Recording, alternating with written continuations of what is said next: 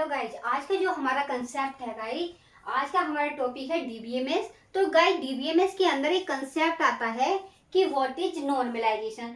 तो गाइज जो हमारा नॉर्मलाइजेशन होता है, ये हमारा जो होता है, जो भी हमारा रिलेशन गिवन है उसकी रिडंडेंसी को मिनिमाइज करने के लिए हम नॉर्मलाइजेशन का यूज करते हैं। अब गाइज जो हमारा नॉर्मलाइजेशन होता है, इसके मैनी टाइप्स होते हैं, जैसे कि 1NF, 2NF, 3NF, BCNF, 4NF and 5NF। तो सबसे पहले बात करते हैं गाइज हम 1NF। तो गाइज जो हमारा 1NF होता है वो क्या होना चाहिए? एटॉमिक।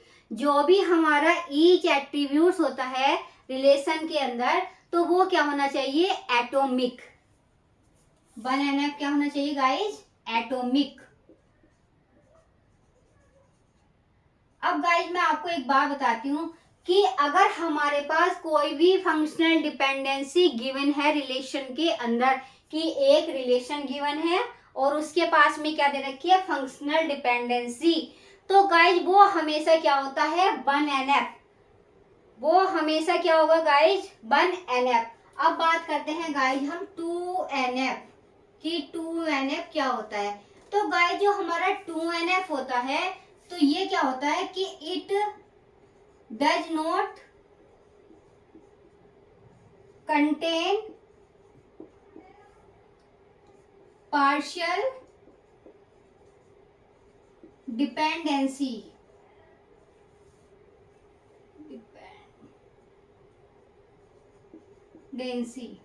तो गाइस जो हमारा 2NF होता है, वो हमारा कभी भी पार्शियल डिपेंडेंसी नहीं होनी चाहिए। कैसे गाइस? इसमें मैं एग्जांपल के थ्रू आपको एक्सप्लेन करती हूँ कि जैसे कि हमें एक रिलेशन दे रखा है ABCDE। तो इसमें क्या करेंगे गाइस कि 2NF के अंदर कि हमें एक रिलेशन गिवन है और ये हमारा पार्शियल डिपेंडेंसी नहीं होना चाहिए। तो एक क्या है? रिलेशन गिवन है जिसके अंदर कुछ एट्रीब्यूट्स गिवन है। अब बात करते हैं कि हमें क्या गिवन है? Functional dependency. जैसे कि guys A B tending to C, C tending to D and D tending to E। तो सबसे पहले गाइस हम क्या करते हैं? सबसे पहले हम इसका क्लोजर फाइंड करते हैं। तो क्लोजर क्यों फाइंड करते हैं? कैंडिडेट की निकालने के लिए। तो गाइस कैंडिडेट की निकालने के लिए हमारे पास एक शॉर्ट ट्रिक है कि सबसे पहले देखो कि राइट हैंड साइड में हमारे पास रिलेशन के कौन कौन से एट्रीब्यूट्स नहीं है। तो यहाँ पे हम देखते हैं गाइस कि यहाँ पे हमें कौन कौन से एट्रीब्यूट्स नहीं मिले? A and B। अब गाइस हम क्या करते हैं? इसका क्लोजर फाइंड करते हैं कि AB से हमें क्या मिला गाइस? AB, क्योंकि खुद का खुद के साथ है। तो गाइज यहाँ पर हमारा क्या आ जाएगा?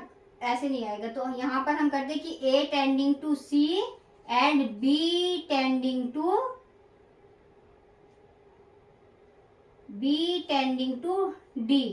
And C tending to DE। तो गाइज इस तरह हमें क्या है? कोई फंक्शनल डिपेंडेंसी गिवन है। अब देखते हैं गाइज कि हमें यहाँ पर कौन सा एट्रीब्यूट्स नहीं मिला राइट हैंड साइड में? AB। तो गाइज अब हम क्या करेंगे? AB का क्लोजर फाइंड करेंगे। अगर AB का क्लोजर फाइंड करेंगे तो AB से अगर हम बात करते हैं तो AB से हमें क्या मिलेगा कि जो हमारा AB है वो हमें कहाँ पर लेके जा रहा है कि AB अपने आप से खुद पे तो लेके जाएगा ही, और जो भी हमें उसके आगे एट्रीब्यूट्स मिलेंगे उसके थ्रू हमें वहां से बेबी मिल जाएंगे। तो अब हमें क्या मिला? AB से हमें क्या मिला? AB। अब देखते हैं गाइज B। तो B से गाइज हमें क्या मिला गाइज? D एंड D से क्या मिला गाइज? हमें E। अब गाइज D से हमें क्या मिला? E and C। तो गाइज ये क्या हो गई गाइज? हमारी कैंडिडेट की कैंडिडेट की क्या आई? हमारी AB। अब बात करते हैं गाइज हमारे prime attributes and non prime attributes. तो गाइज हमारे प्राइम एट्रीब्यूट्स कौन कौन से हुए गाइज? जो हमें कैंडिडेट की मिली, तो वो हो गए गाइज हमारे प्राइम एट्रीब्यूट। अब बात करते हैं guys non prime attributes.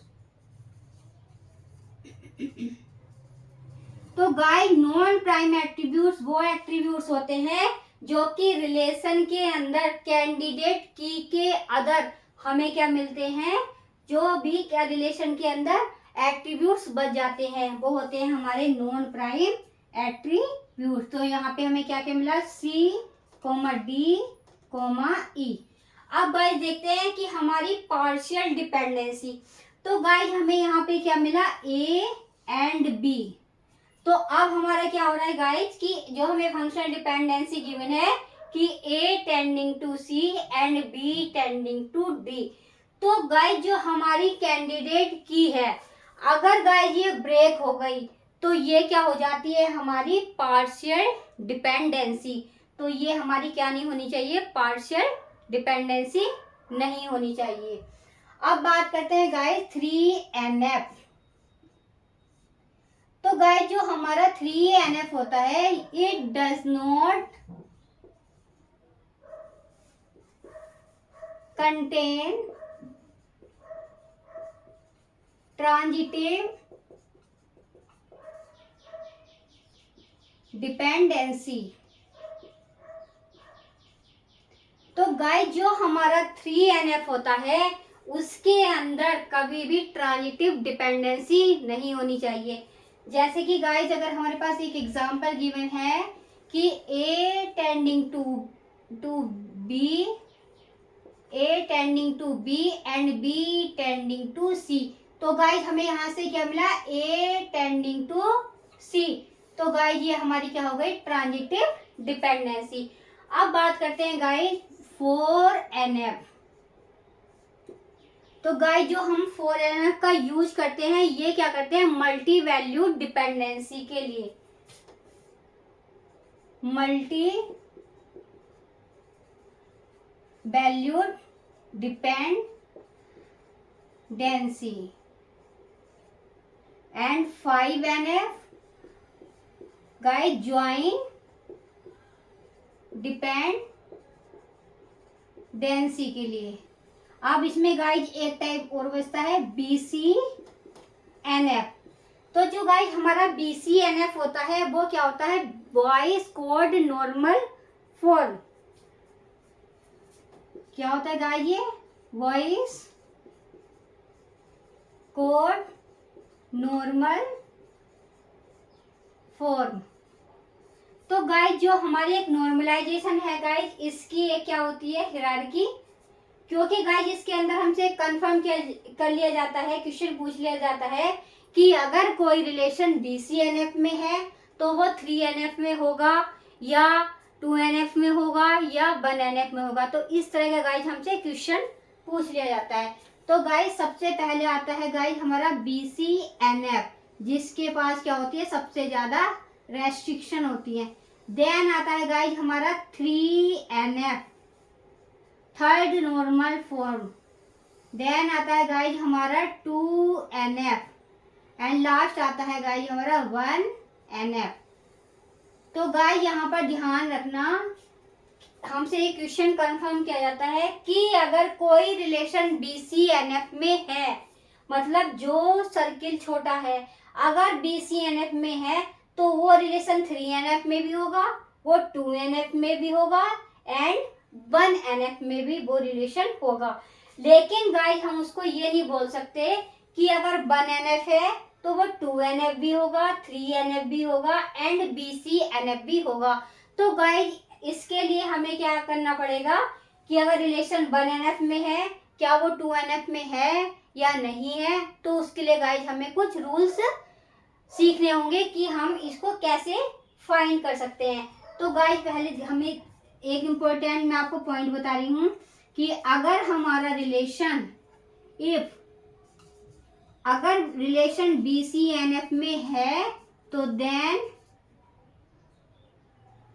3NF and 2NF and 1NF में होगा ही होगा। तो गाइस ये हमारा बहुत ही इम्पोर्टेंट स्टेटमेंट है कि अगर कोई रिलेशन BCNF में है तो वो 3NF, 2NF एंड 1NF में होगा। But vice versa not true. अगर 1NF में है तो 2NF, 3NF, BCNF में नहीं होगा, क्योंकि गाइज उसको करने के लिए हमें रूल्स चेक करने होंगे कि हमारा 2NF कौन सा होगा, 3NF कौन सा होगा एंड BCNF कौन सा होगा। तो गाइज आज मैंने आपको नॉर्मलाइजेशन बताया है, क्योंकि गाइज ये क्वेश्चन हमसे यूनिवर्सिटी एग्जाम या अदर एग्जाम होते हैं तो उसमें पूछा जाता है कि 1NF क्या होता है, कि एटॉमिक वैल्यू होनी चाहिए, ईच एट्रीब्यूट्स क्या होना चाहिए, एटॉमिक वैल्यू किसमें, रिलेशन में। एंड जो हमारा 2NF होता है तो इसे हमें कैसे क्या करना है कि it does not contain partial dependency. जो भी हमारा 2NF होता है उसके अंदर हमारी पार्शियल डिपेंडेंसी नहीं होनी चाहिए। फिर बात आती है गाइस, मैंने आपको बताया है कि पार्शियल डिपेंडेंसी हम कैसे देखते हैं कि उसके अंदर कुछ एक रिलेशन है, उसके अंदर कुछ एट्रीब्यूट्स हैं एंड देन हम क्या करते हैं, उसका क्लोजर फाइंड करते हैं। क्लोजर के फाइंड करने के बाद में गाइस हम क्या देखते हैं कि हमारी कैंडिडेट की क्या मिली हमें। तो यहाँ से गाइस हमें क्या मिली, A, B। अब देखते हैं गाइस हमारे prime attributes and non prime attribute. तो प्राइम एट्रीब्यूट्स क्या मिला गाइस हमें, AB and non prime attributes जो कि कैंडिडेट की के अदर एट्रीब्यूट्स हमें बचे, रिलेशन के अंदर जो हमारे एट्रीब्यूट्स बच गए थे तो वो हमारे क्या हुए, नॉन प्राइम एट्रीब्यूट्स। तो गाइस अगर हमारी कैंडिडेट की ब्रेक हो जाती है तो उसको हम कहते हैं पार्शियल डिपेंडेंसी। लेकिन हमारी कैंडिडेट की अगर ब्रेक हो गई तो वो हो गई हमारी पार्शियल डिपेंडेंसी। अगर ब्रेक नहीं हुई तो वो क्या होती है, हमारी कैंडिडेट की। अब बात करते हैं गाइस जो हमारा 3NF है, तो 3NF के अंदर ट्रांजिटिव डिपेंडेंसी नहीं होनी चाहिए। इसको गाइस बहुत ही ध्यान से याद करना, क्योंकि ये एग्जाम में हमसे मोस्टली पूछा ही जाता है कि 3NF क्या होता है। तो 3NF के अंदर ट्रांजिटिव डिपेंडेंसी नहीं होनी चाहिए। जैसे मैंने आपको एग्जाम्पल के थ्रू समझाइए कि A tending to B, B tending to C, तो वहां से हमें क्या मिला, A टेंडिंग टू C। तो ये हमारा रिलेशन क्या बना, जो हमारी फंक्शनल डिपेंडेंसी मिली हमें कि A टेंडिंग टू C, ये दिस इज ट्रांजिटिव डिपेंडेंसी। फिर आता है गाइस कि 4NF हमारा क्या होता है। तो 4NF क्या होता है गाइस कि मल्टी वैल्यू डिपेंडेंसी होती है एंड 5NF ज्वाइंट डिपेंडेंसी होती है।